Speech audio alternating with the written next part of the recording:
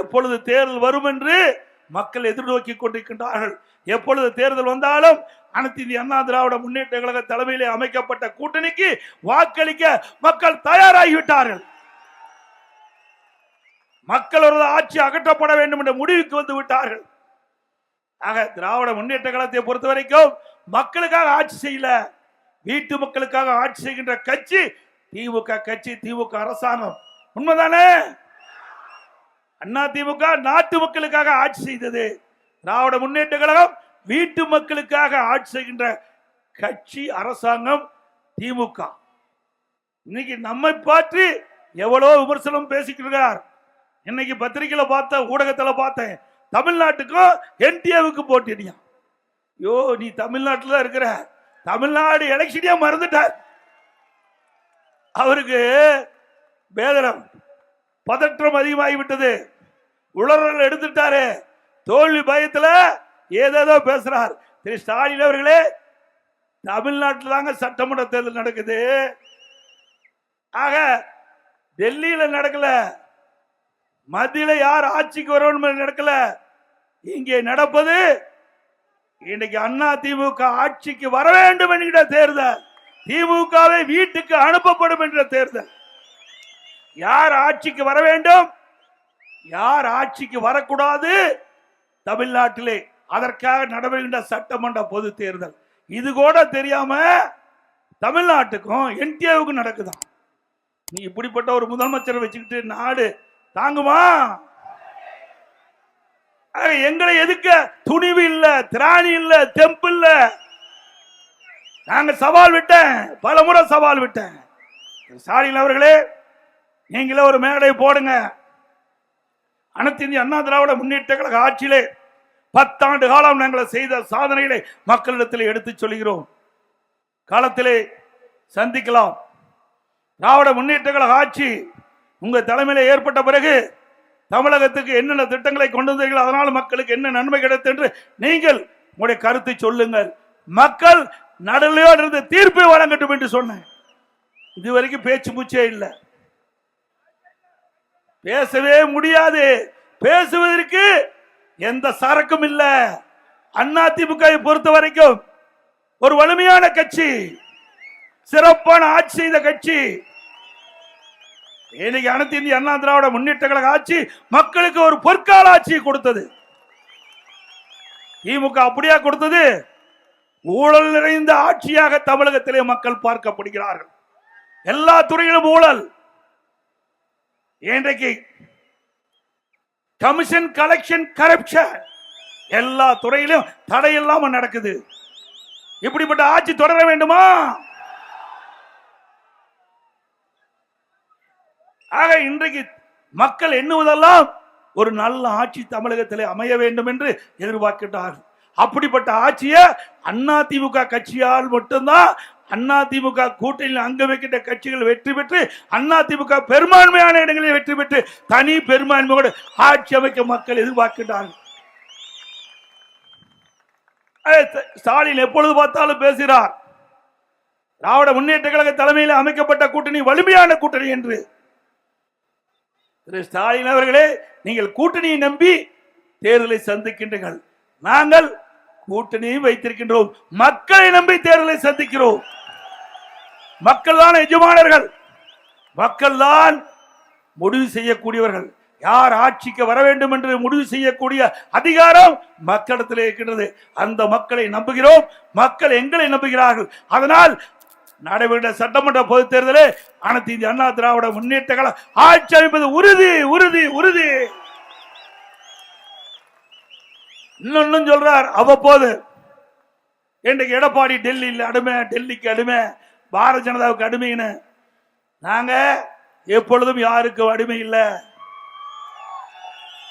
என்றைக்கும் அனைத்து இந்திய அண்ணா திராவிட முன்னேற்ற கழகம் உழைக்கின்ற உழைப்புக்கு நம்பி இருக்கின்ற கட்சி.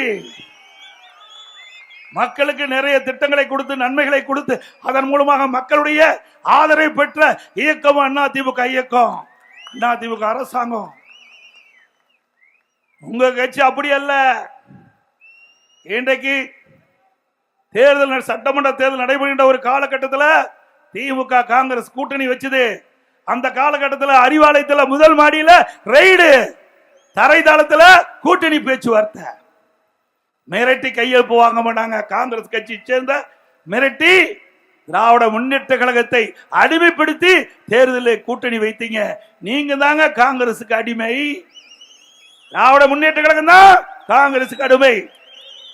எங்களை பொறுத்த வரைக்கும் எங்களுடைய கூட்டணி அங்கம் வைக்கின்ற கட்சிகள் ஒரே நோக்கம், ஒரே கருத்து, மக்கள் விரோத ஆட்சி, திமுக ஆட்சி அகற்றப்பட வேண்டும். அப்படி ஒத்த கருத்துடைய கட்சிகள் எல்லாம் இன்னைக்கு ஒன்றாக இணைந்திருக்கின்றது. அண்ணா திமுக, பாரதிய ஜனதா, தேசிய ஜனநாயக கூட்டணி என்ற அமைப்பை ஏற்படுத்தி அந்த கூட்டணிக்கு அண்ணா திமுக தலைமை தாங்கிட்டது. அண்ணா திமுக ஆட்சி அமைக்கும். எங்களுடைய கூட்டணி வேட்பாளர் இபிஎஸ் என்று உள்துறை அமைச்சரே சொல்லிட்டு போயிட்டார்.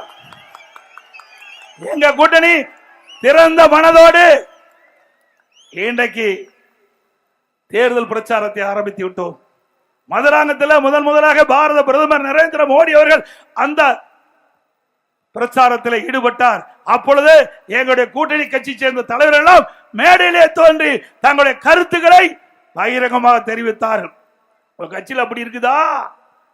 இன்றைக்கு நான் வருகின்றவங்களோட பெயரை பார்த்தேன், பத்திரிகை பார்த்தேன். காங்கிரஸ் திமுக கருத்து வேறுபாடு.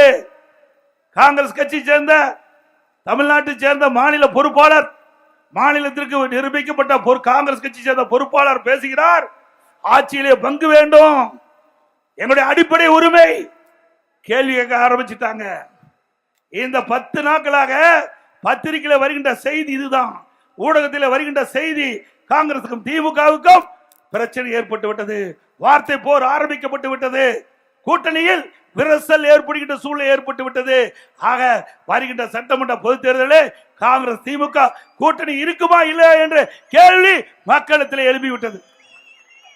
உண்மைதானே? ஆகவே ஸ்டாலின் அவர்களே 2 மாதத்திற்கு முன்பு என்ன பேசுனீங்க? எடப்பாடி பழனிசாமி கடையை விரித்து வைத்துக் கொண்டிருக்கின்றார், கூட்டணியை கூவிக்கு அழைக்கிறார், யாரும் இல்லை என்று சொன்னீங்க. எங்க கூட்டணியை பொறுத்த வரைக்கும் திறந்த மனதோடு ஒருமித்த கருத்தோடு கூட்டணி அமைச்சிருக்கிறோம். வலிமையான கூட்டணி. எங்க கூட்டணி நடைபெறுகின்ற சட்டமன்ற பொதுத் தேர்தலில் அதிக இடங்களிலே வென்று நிச்சயமாக அண்ணா திமுக ஆட்சி அமைக்கும். அதை ஸ்டாலின் பார்க்க போகிறார். நீ கம்யூனிஸ்ட் கட்சிக்காரர் பேசுறார். இன்னைக்கு இந்த கட்சி திராவிட முன்னேற்ற கழக தலைமையில் அமைக்கப்பட்ட கூட்டணிக்கெல்லாம் அடிமை சாசனம் எழுதி கொடுத்துட்டாங்க. 10 வருஷமா எல்லா கட்சியுமே திமுக கட்சிக்கு இன்றைக்கு அடிமையா இருக்குது. அவள் செய்கின்ற தவறை எதுவுமே சுட்டி காட்டுவதில்லை. இன்றைக்கு கம்யூனிஸ்ட் கட்சிக்காரர் பேசுறார். இன்னைக்கு அண்ணா திமுக பாரதிய ஜனதா கட்சி கூட்டணி அமைச்சிருக்குது. அந்த தேசிய ஜனநாயக கூட்டணி அங்க வைக்கின்ற கட்சிகள் அவர்கள் அந்த கூட்டணியில் அங்க வைக்கின்ற கட்சிகளுக்கு அங்கங்க என்னென்ன தொகுதி கொடுக்கப்படும் என்ற ஒரு அறிவிப்பை கொடுத்த உடனே அதுக்கு ஒரு களங்கம் கற்பிக்கிறார் கம்யூனிஸ்ட் கட்சி சேர்ந்த திரு சண்முகம் அவர்கள். திரு சண்முகம் அவர்களே, நீங்கள் அடிமைத்தனமாக இருக்கின்றது இந்த 10 ஆண்டுல மக்களுக்கு தெரியும். அதனாலதானே கம்யூனிஸ்ட் கட்சி வளராம இருக்குது. எங்க கூட்டணியில் அப்படி இல்ல. தேர்தல் நடக்கும்போது கூட்டணி அமைச்சிருக்கிறோம். தேர்தல் முடிஞ்சு விருப்பப்பட்டா கூட்டணியில் தொடரலாம், இல்லைன்னா அவருடைய கொள்கைப்படி அந்த கட்சி செயல்படலாம். இதே திரு சண்முகம் அவர்கள் ஒரு போராட்டத்தில் கலந்து கொண்டு இன்றைக்கு தொலைக்காட்சிக்கு பேட்டி கொடுக்கின்ற போது குறிப்பிடுகிறார். திராவிட முன்னேற்ற கழகம் அந்த பேட்டி கொடுக்கின்ற பொழுது நிருபர் கேட்கின்றார், திராவிட முன்னேற்ற கழக ஆட்சியிலே கொடுக்கப்பட்ட வாக்குறுதி 98% நிறைவேற்றப்பட்டதாக சொல்கிறார்கள். அது உங்களுடைய கருத்து என்னன்னு கேட்கிறாங்க. அப்ப திரு சண்முகம் அவர்கள் சொல்லுகிறார், எங்க நிறைவேற்றினாங்க அவர்கள் சொல்லுகிறாங்க, ஆனா அப்படிப்பட்ட திட்டம் 98% நிறைவேற்றப்படவில்லை என்று இவரே சொன்னார். ஆக அன்றைக்கு ஒரு பேச்சு, இன்றைக்கு ஒரு பேச்சு. ஆக தேர்தல் வந்து விட்டது. அவரால் பொறுத்துக் கொள்ள முடியல. அண்ணா திமுக பிஜேபி கூட்டணி அமைக்காது என்று பல பேர் எதிர்பார்த்தாங்க. அண்ணா திமுக பிஜேபி கூட்டணி அமைத்தவுடனே கருத்துக்கள் இன்றைக்கு வெவ்வேறு விதமா இருக்குது. அண்ணா திமுகவை பொறுத்த வரைக்கும் திராவிட முன்னேற்ற கழக ஆட்சி அகற்றப்பட வேண்டும் என்ற அடிப்படையில் அமைக்கப்பட்ட கூட்டணி.